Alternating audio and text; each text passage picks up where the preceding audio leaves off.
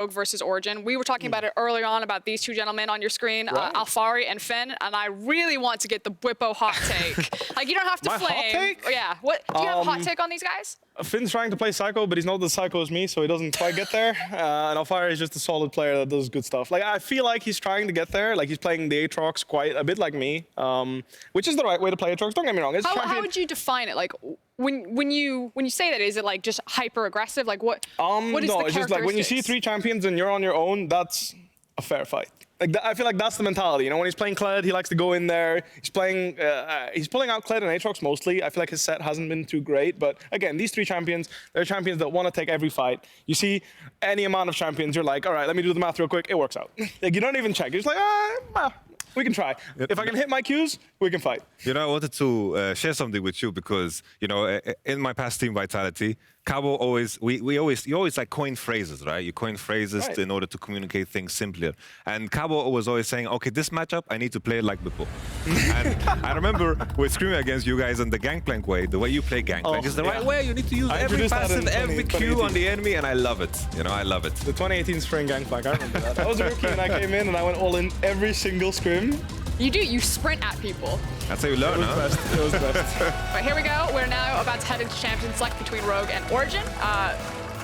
Bwippo, is there anything that you think is like just necessary must-bans against either of these teams, or on red side versus Rogue? We've played Origen twice, right? Let me double check that real quick. I'm pretty sure we've played Origen twice.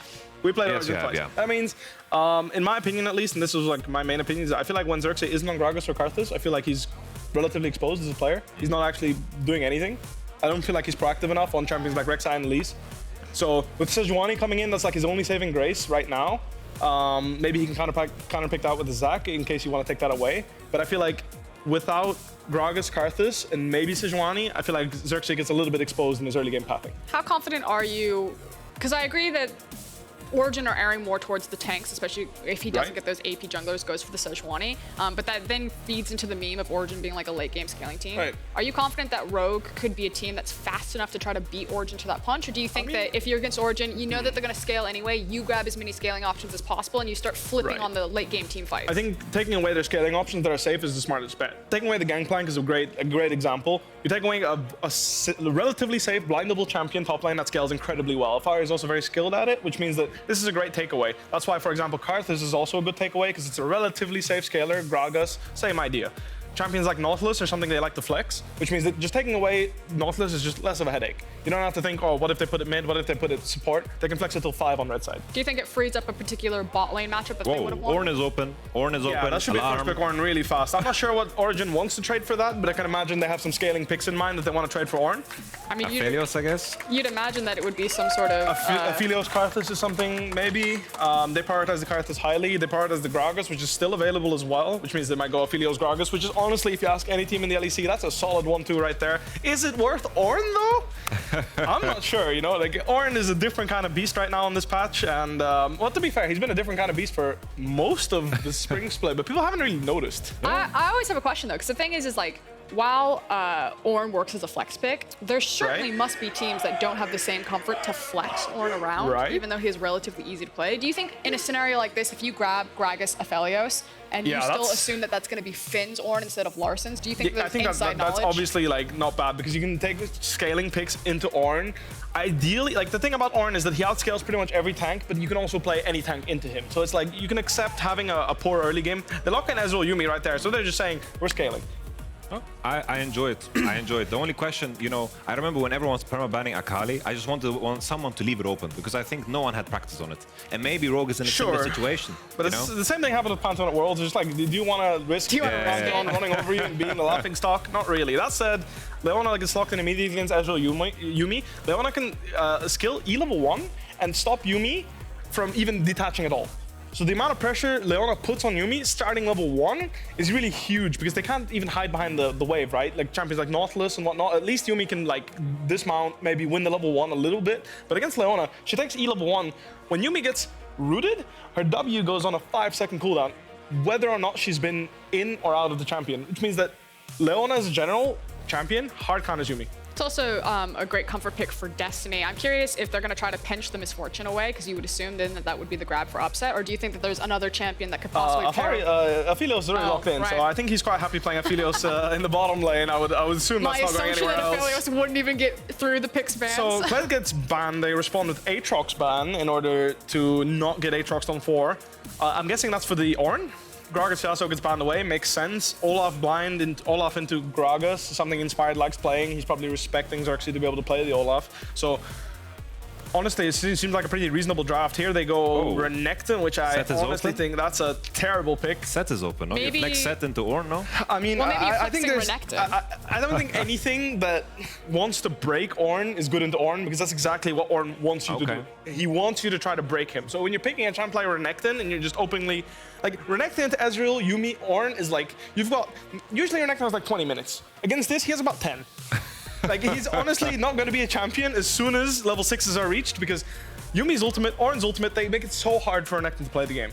Oh, it's very strange, the Renekton. The question is, you know, both of these top lanes don't even play set, right? It's a flex, but it's such a bad flex. Like, why would you want to flex Renekton there? Getting the LeBlanc Lee Sin on 4-5 means that Renekton has nowhere to go. He's never happy. He's going to be put... He's going to get put in the top lane, and he might be 20 CS up, but he's going to be utterly useless against all these picks. So maybe Alphari is good enough of a Renekton player to make it work, but into this mid 2v2, there's no chance Renekton can go mid, in my opinion at least. Maybe it's also really hard to pick a mid laner into this. Yeah, Gragas jungle. I think it's fine. I think Gragas does really well into LeBlanc specifically, has a lot of gank threat on her, and then... just the damage mix is going to be really, like, weird, Okay, hold on. Need an AP. The Renekton on 4, honestly, just, like, it left a really bad taste in my mouth. It felt like we were really fine with everything that Origen were doing, and then you saw the last 2 picks, and both of you immediately pulled off. At least pick Pantheon. At least pick Pantheon. Pantheon is a strictly better Renekton when you're seeing the enemy team, because at least Pantheon has the opportunity to jump on the Yuumi, to jump on the Ezreal, and burst them. I just think simple, Rogue, full draft kingdom. I think the only way Origen accomplish anything in this game if they snowball super hard. I think the 2v2 with the magic damage is just too bad, honestly. So I want to get like very quick percentage predictions that Rogue win this one. What's your percentage, Bopo? I think it's 50-50 because the bot lane matchup is still a flip. Like, I think Ezreal Yuumi into Aphelios Leona, like, Gragas has prime time going down here and making something happen. And if that actually happens, then it doesn't matter what's happening on the other side of the map, because Aphelios can take over any game. That said, Aphelios into Lee Sin or in LeBlanc, he's not going to have that an easy time of team fighting. I'm giving it 70-30 for Rogue, man. 70-30, I think it's draft kingdom. I'm just not sure about the Ezreal Yuumi. I would for sure. I'm with you, yeah. It's almost like a useless filler pick, and I'm 100% sure it's garbage, but maybe Alphari can pull it off. So that much faith into the Aphelios. Do we think that Origen are just going to be able to brute force this one because they have better players, or I mean, their lane matchups are very strong, right? Renekton will have priority, Ezreal Leona will have priority, and then mid lane will be where the game gets decided, right? The mid lane, whether or not Corki can actually fight the LeBlanc off the wave and they can contest the 2v2, will decide whether or not the side lanes will be able to hard pressure or not at all.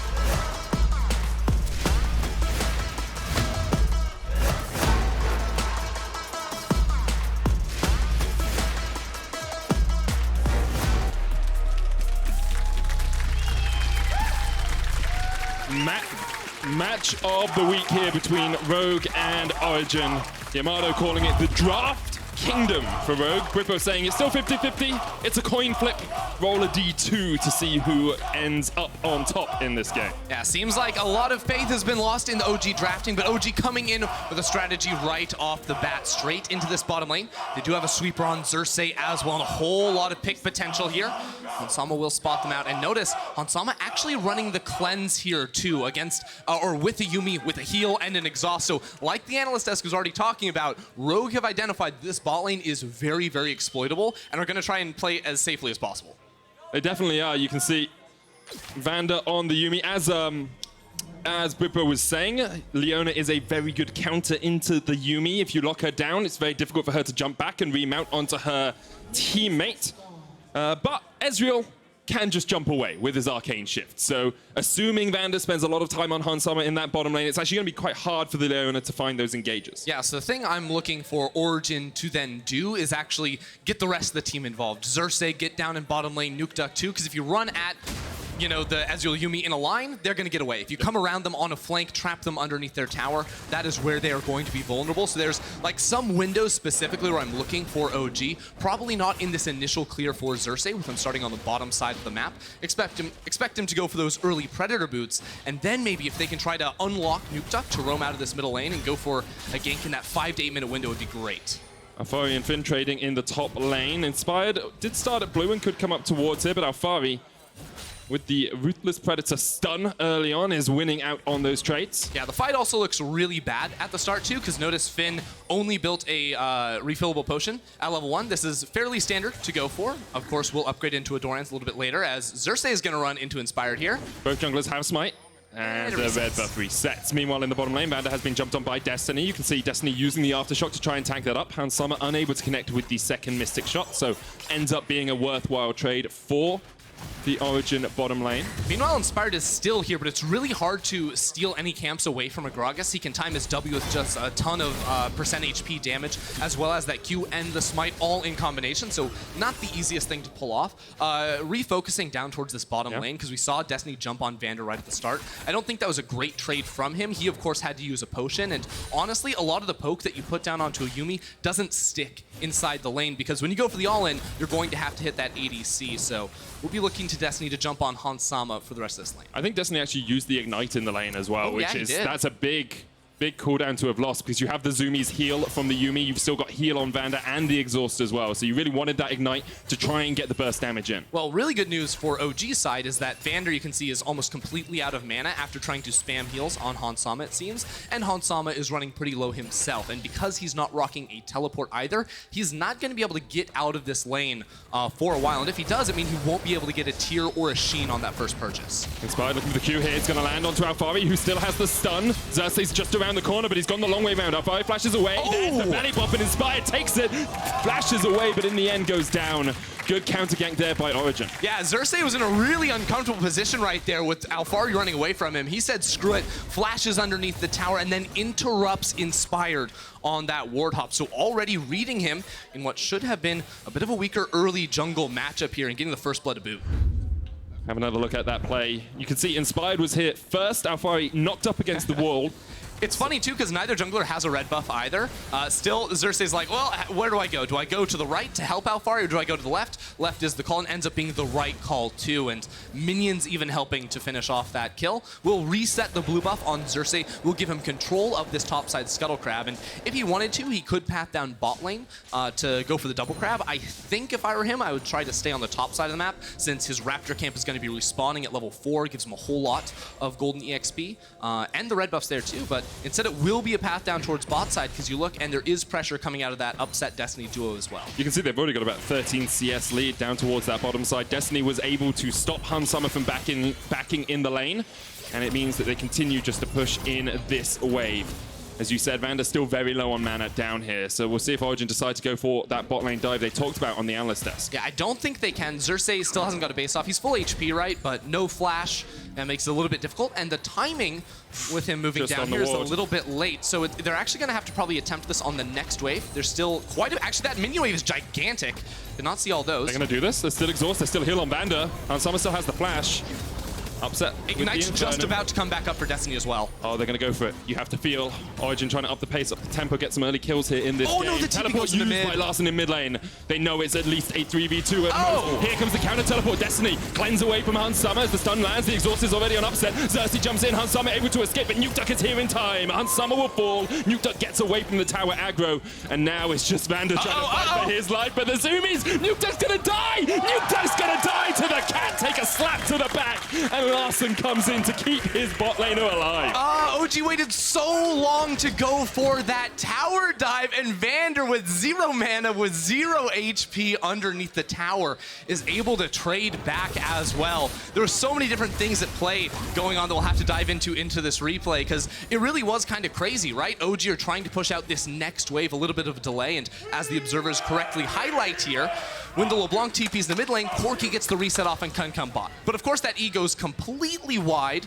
by Destiny with them trying to come in here. The instant cleanse buys some time here for Hansama, and then with Destiny taking the tower, he has to leave. Now Nukeduck takes a shot. Who's gonna tank the tower? Destiny, Xerxe, they don't have flash. Upset doesn't want to do it, so Nukeduck does it himself, while the rest of his team has to run away, because again, all the minions were gone, and had there been more of a wave there, they could have actually stuck around.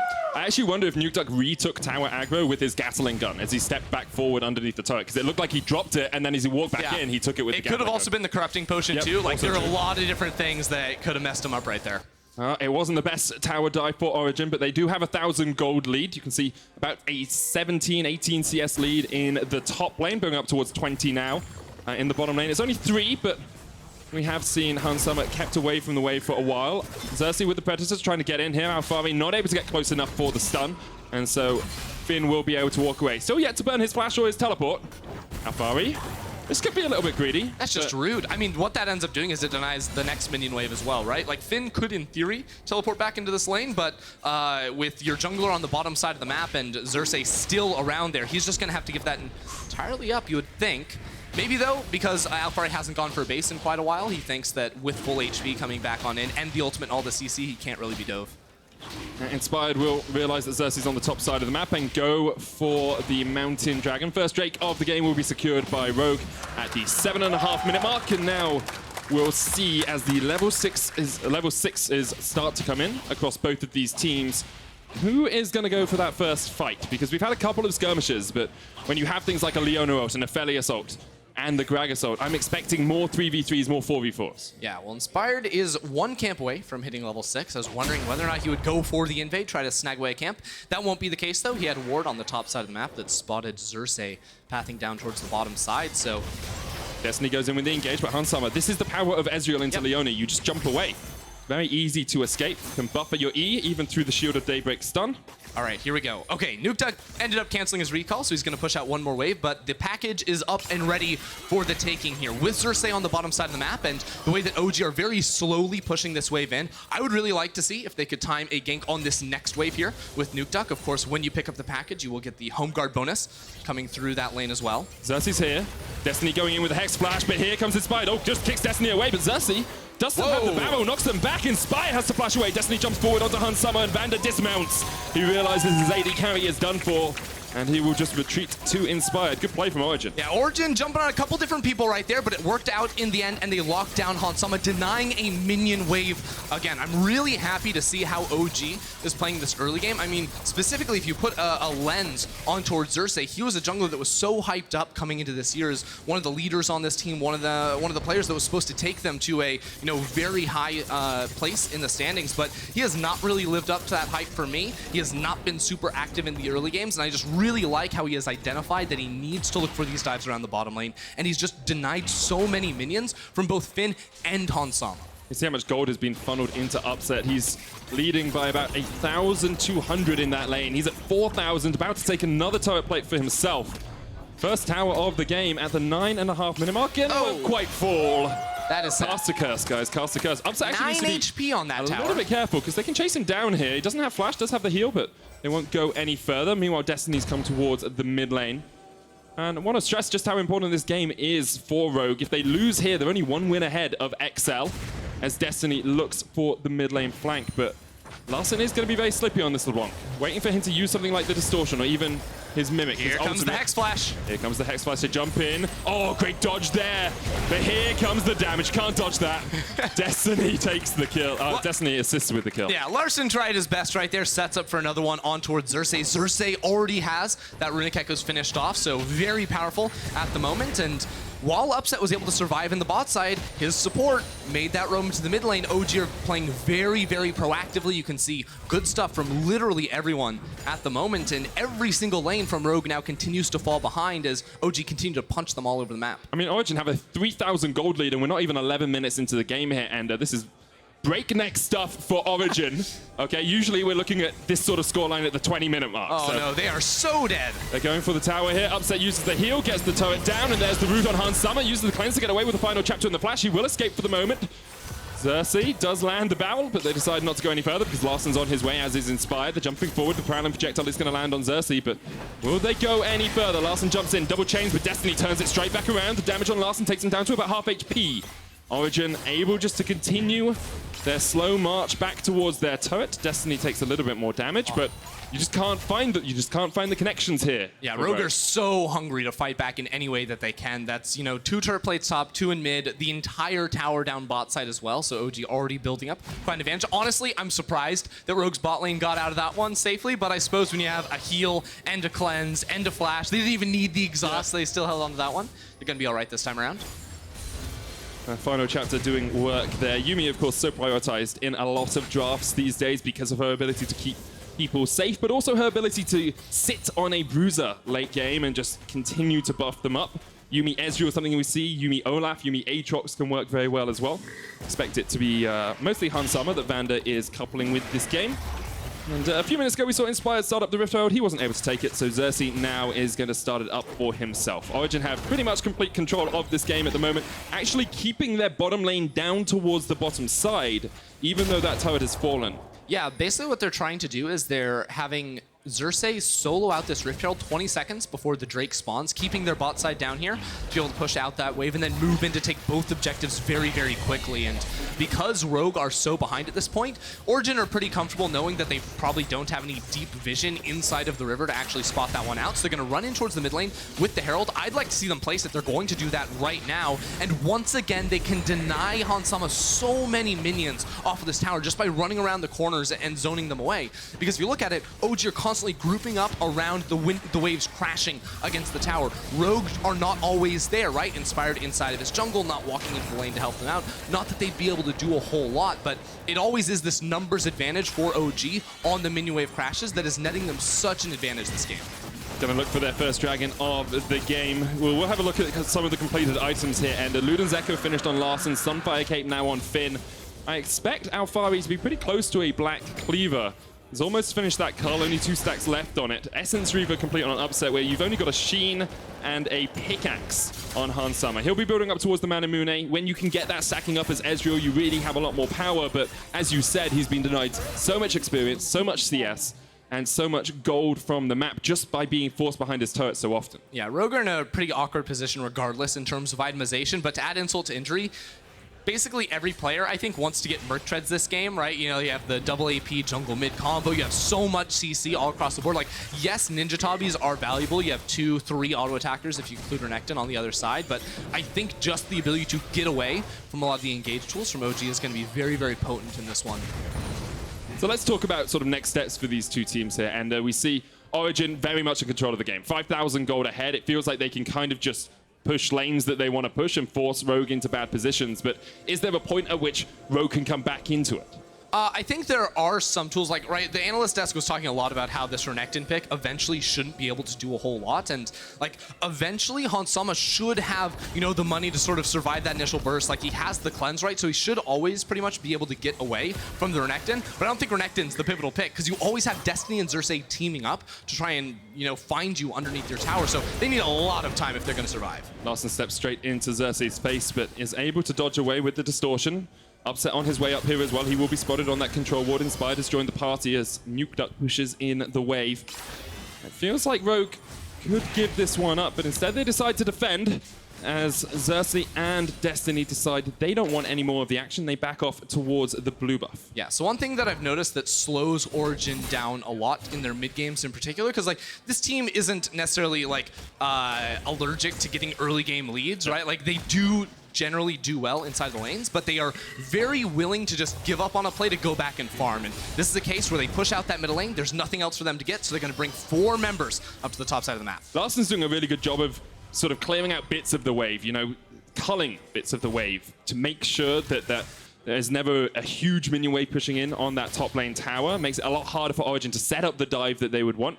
As you say, they're a team that chases perfection, and if they can't see the perfect play, they tend to just accept that they can scale up, go back, farm, and then get their next items. Yeah, I do think already I'm seeing some adjustments from Origen, though, and how they're playing. Upset by himself, though, is maybe a little bit ambitious here, but we'll dodge away from the slow from Yuumi. What I actually really like to see them do is these sort of full map shifts, because it's not just looking for the tower dive and top lane. Like, even when plays aren't happening, they're doing a lot of good things. If you noticed, like, bot lane originally, Alphari pushed all the way into the tower and then rotated up to pick up mid lane as well. And what that was trying to accomplish was to allow OG to put 4 members in topside to burst down that tower. Now, it was a little bit slow, and Rogue were able to clear away that wave, so Nukeduck ended up resetting and going bot side, but this idea, OG are going to try and do again and again. This time, it was Nukeduck in bot lane pushing it out. Now he comes into mid lane, and that full shift of pressure allows OG to again have 4 members in the topside jungle and take down that tower, while also funneling resources into their solo lanes. You can see CS leads across the board for Origen. Only 1 in the mid lane, but it's still a CS lead. There you go. Still counts on statistics, and with a Infernal Dragon up in a minute and a half, you have to expect Origen will be eyeing that one up pretty hungrily. You can see Rogue trying to get as much vision around here as they can. We do have an Infernal Rift, Ender, and I know you like to talk about how much that can affect gameplay and how much the map changes can affect fights. With an Ornn, an Infernal Rift to me feels like a pretty feels bad moment. Yeah, I mean, in theory, it opens up the map a little bit more. I don't think it's necessarily the worst thing in the world, because, of course, the initial cast of Ornn's ult is going to slow people down. What I think Infernal Map actually does most interestingly is how it changes how you play for a vision game, right? Like, you lose a couple of brush in, you know, both quadrants of your jungle, but also it just opens up the terrain in such a way that it becomes much easier to reclaim vision in your own jungle. Yeah. Usually, the red buff side of your map is very hard to put vision in once the enemy team takes control, because there's so many walls, so many brush they could be sitting in. Like, you have to sweep through a lot to make it happen. But what this will mean is for Rogue, it makes it easier to get vision around Dragon. For OG, it makes it easier for them to get vision around Baron, and that may end up hurting Rogue just a little bit, where the Infernal Map is a little bit... It takes away some of the innate advantage of blue side in their ability to easily get vision inside their own jungle on the top side of the map. You can see right now Origen are trying to put the vision in the red side jungle of Rogue. It's very difficult for Rogue to fight because they are about 5,000, almost 6,000 gold behind now. Origen just keep taking those incremental advantages. We do see that Sunfire Cape upgraded to the Forge Fire Cape. And the Abyssal Mask is on its way for Finn. Iceborne Gauntlet is the choice here for Hans Summer. Wants some more kite ability, wants to be able to get out of fights and keep people like a Gragas and people like a Renekton at arm's bay. Yeah, I'm gonna be honest, I don't love the Iceborne Gauntlet choice here right now. You know what it does do? Frozen Fist. Yeah, you know what Trinity Force does. Yeah, I mean, who wants a Trinity Fusion when you could have a Frozen Fist? It's a good way of getting Frostbite. No. Huh? No, I want him to get the damage, right? Like, he's doing the damage on this team. He needs to have the poke. And honestly, like, OG have so many, like, blinks to get on you that I don't think the slows are going to be super, super valuable for him. Like, of course, what it means is it means, like, a cheaper second item. It gets him into the Blade of the Ruined King a little bit faster. But again, you don't have a ton of HP stackers on the other side with, like, the Gragas inside of the jungle as opposed to any of these, like, fighters or tank junglers. So I think he would have been better off to go for that Trinity Force. I understand your reasoning, especially since you have a lot of slows and a lot of disengage on your team anyway, with the Yuumi, with the Ornn ult, and even with Inspired using his kick as a defensive tool if needed. But we'll see how Hans Summer pilots the Ezreal. There is Rift Herald available 30 seconds before that's about to drop off the map. It has been aggroed here by Origen, trying to get it at the last possible opportunity, and it should be a pretty easy secure. I don't think Rogue will want to fight too much over a measly Rift Herald at this point. Yeah, so the Rift Herald, taking it this late in the game is interesting because right now they have all the outer turrets gone, right? Like, OG aren't going to be able to use that to siege there, so if they use the Rift Herald, it would be to siege for, like, a gold tower, right? Because, like, taking any of these inner towers isn't going to mean a lot in terms of how you control the map or control the rest of the game. What OG can use that Rift Herald for, though, is to either set up a pressure point on the bottom side of the map if they want to make a play around the Baron, or, you know, in 3 minutes' time when that Infernal Drake is spawning, they could do it on the opposite side. Or what the ultimate, you know, throwdown move is if OG can somehow secure the Baron buff and use Baron and Herald at the same time, dude, there's no counterplay. I feel like you're that sort of Magic the Gathering player who's just like, I like really big creatures all the time. I buff my 3/3 to make it a 12/12, dude, then I swing at you with Trample. I I'm going to be honest, I followed absolutely none of that. Okay. If it was Elder Scrolls, you would have followed all of it. Yes. Like, I feel like you're that Elder Scrolls player that just like gets a really big horse and runs through everyone else. Do you think you can get like bigger horses in that? Honestly, like, that's I just don't not play how that Elder works, Scrolls. dude. No one Oh does. See? No one does. They're cheering not playing Elder Scrolls. No, they're all Never mind. You play other games but League of Legends anyway? No. Inspired goes in with a kick. Well played, Xerxe shut down. Perfect timing to get us out of that train of thought. Good stuff from Rogue. Second kill of the game for them. And now they will use that time that they have a man advantage just to get some vision control around the Baron. You have to feel they're on their way up across there. A litany of wards, a slew of wards in their own jungle, but yet to see them in the river. Yeah, right now they get that nice pick.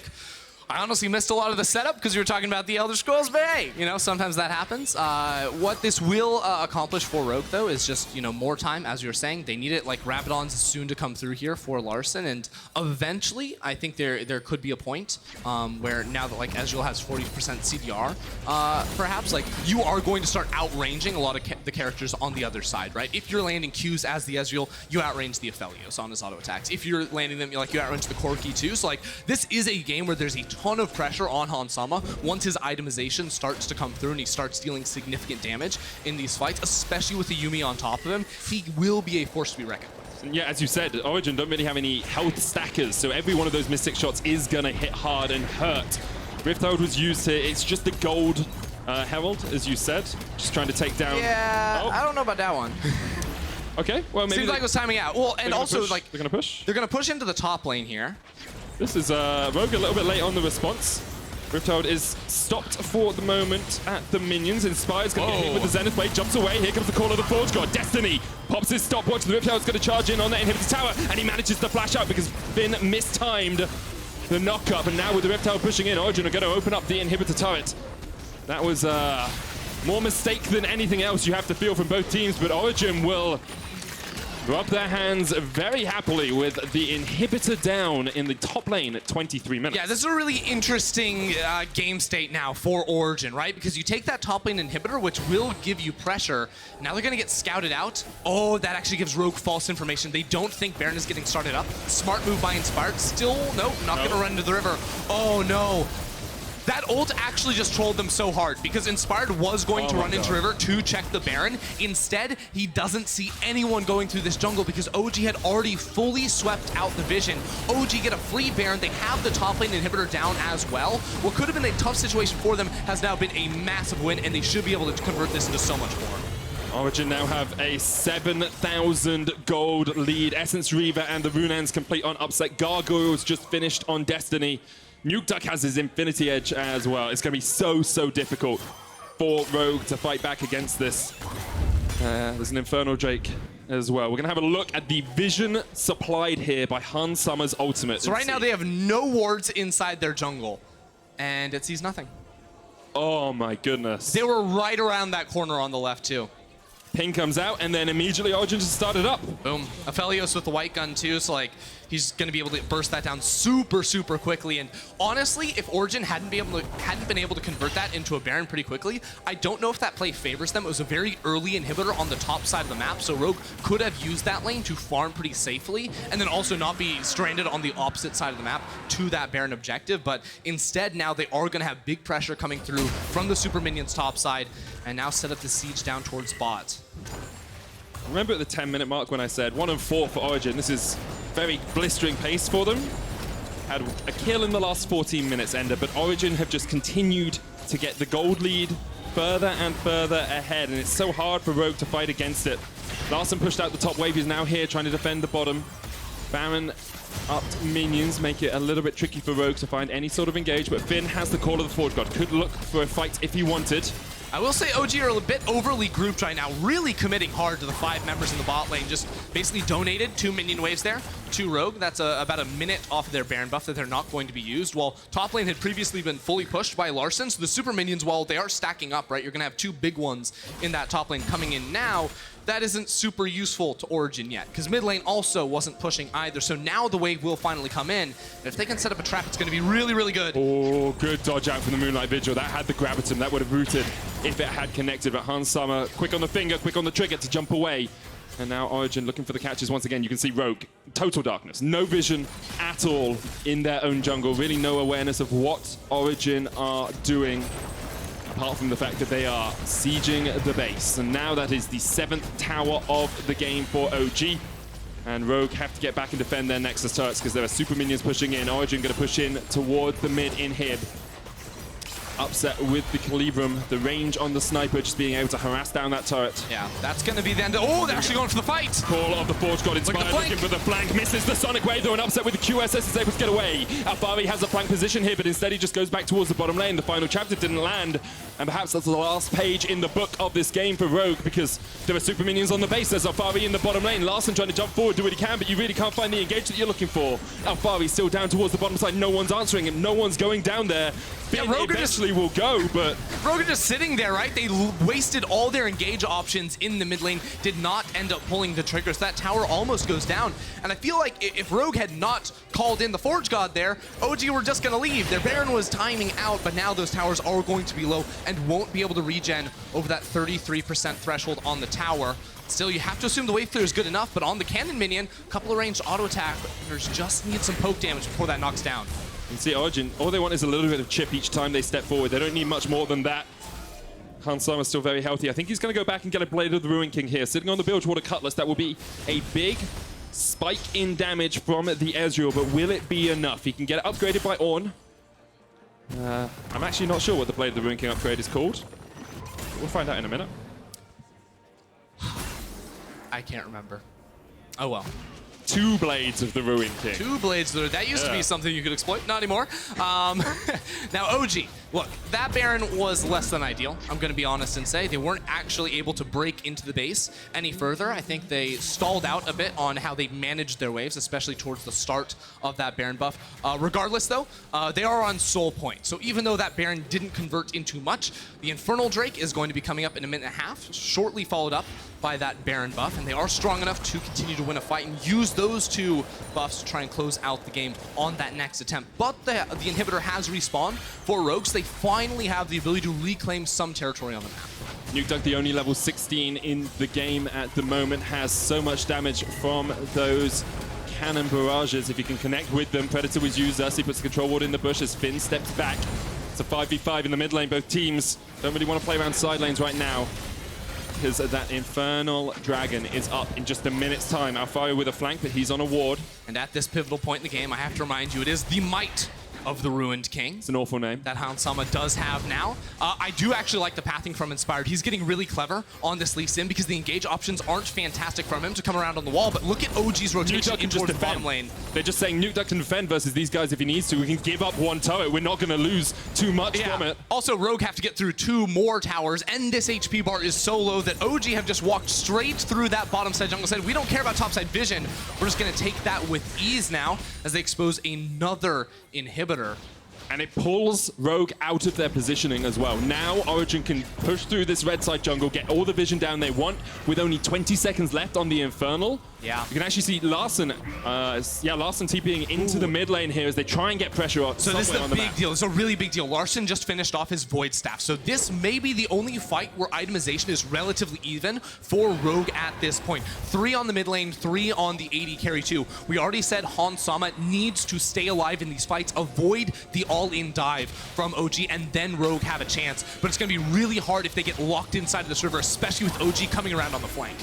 Here we go. Dragging down to 4,000. Origen stepping forward. Solar Player hits on Spired, and there's the Zenith Blade follow-up. You can see the damage already as Upset goes on a killing spree. Call of the Forge God is coming down as Upset gets locked up with it, but Larsen's already down to half. The chains connect, and he gets 1. Finn's still chasing onto the backline, trying to get onto Upset, but he can't quite do it. True Shot Barrage isn't quite enough as Upset eats the honey through. Alphari now has the flank onto Finn, onto Hans Sama, onto Larssen, but Hans Sama is able to get away with the help of Vander. Now it's still a 4v4. Finn still has the flank. Upset still low, but you can see Larsen's been chunked out as well.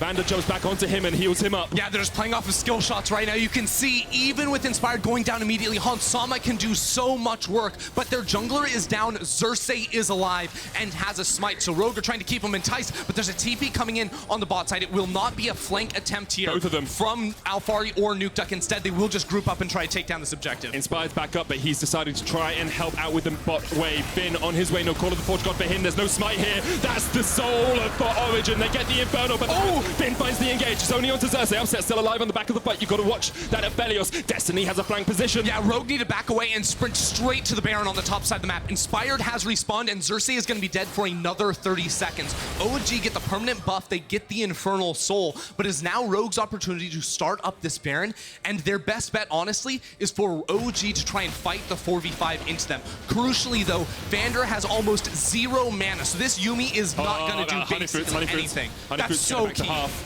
Here we go. Here we go. Origen looking to see if they want to fight the 4v4. They don't have to take it if they don't want to. Finn has the ult still on cooldown. Hans Sama, he's healed straight back so up. much damage, but OG have no flashes, and both Larssen and Hans Sama have theirs. This should be a one fight for Rogue, but they're stalling out so much. Larssen unable to find the connection onto Nukeduck that he wanted. Rogue forced off the Baron, and now Origen have the fast track to the mid lane. Rogue, you got to get back, you got to defend. Call of the Forge God did just come back off cooldown. Maybe Finn uses it for wave clear. Yeah, I wonder if OG just turn around after taking this tower and go straight back to the Baron. Finn is still very, very low here. I think that may be their highest percentage play. Instead, they are going to commit towards this objective. Could be looking at a fight very soon. Inhibitor goes down. Origen go down towards the bottom side as well. They just have the fast track. Just going to take everything. Every single inhibitor is exposed. Rogue aren't pulling the trigger. They're not using the Call of the Forge God, but in the end they do. Knock up under upset. Hans Sama and Larssen trying to jump forward. Destiny misses his standard play, but you can see the final chapter really doesn't do too much. Origen now on the back foot as they retreat, but Rogue, you used your one engage tool and you didn't find the mark. And you still have to fight into this Infernal Soul. The items were finally starting to come through from Rogue, but now it feels like everything is stacked against them. Their window, where they were in control, where they had the ability to fight back, truly from, you know, an advanced position there, was at the Baron, but they were not willing to commit to that. Instead, stalling out, saying, "Give us more time." This is the play in that bot side jungle, or in the bot again, and it just doesn't all connect for them, right? Rogue get double cast away by Xerxe there. The lost chapter is just Final chapter. Chapter. It becomes a lost chapter, going into Narnia in the bot lane, right off the side of the map there. And it's just so difficult for Rogue to find those answers because they're trying to get onto Upset, but Upset can just stand so far away from the fight. You've always got Destiny acting as a bodyguard in front of him as Alphari jumps on towards Finn. Finn able to dodge away for the moment, but you can see him already get chunked out to about half HP.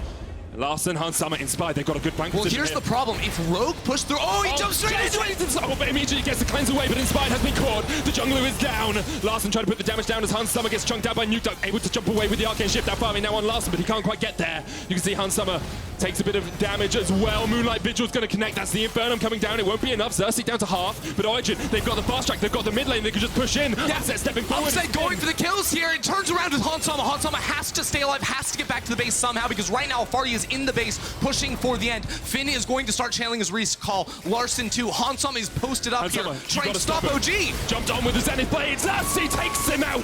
And Vander's not going to be able to do too much here. Nukeduck chases it in the corner of the Forge. Got been used in the bases. Alphari is chased away, but the rest of Origen are on their way. They can sense it. They can taste blood in the water as they look for the win. Origen just keeps going for these back doors here with Alphari. Alphari going to get chunked down very, very low, but ults to stay alive through the GA. Now all 5 members of OG are here in the base. It's a 3v5 with just 1 tower to defend. Origen with a win would top the table alongside Fnatic and perhaps G2, and it looks like Rogue aren't going to be able to hold on to their base for much longer. The second Nexus tower falls as Inspired jumps in, but already Larssen's dead. Inspired's down as well, and Finn can only walk wounded back to the fountain. It will heal him up, but it won't heal their hopes of winning this game. Origen top the table at the end of week 6. Origen, they came out fast and they came out strong here and played the map just about as well as you possibly can through the early game with Xerxe's tower dives denying Rogue so much, to the plays where they just snuck into the Rogue base, took down inhibitors, and snuck a Baron too. Just through and through, I thought this was really, really solid stuff from OG. Great stuff all round by Origen. They had total control of the game for the majority of it. There were a couple of moments where it looked like Rogue might have a team fight, might have an opportunity to get back into it, but I have to say this is a much, much cleaner game from Origen than the one we saw yesterday against Xerxe. It absolutely was here. I mean, OG, they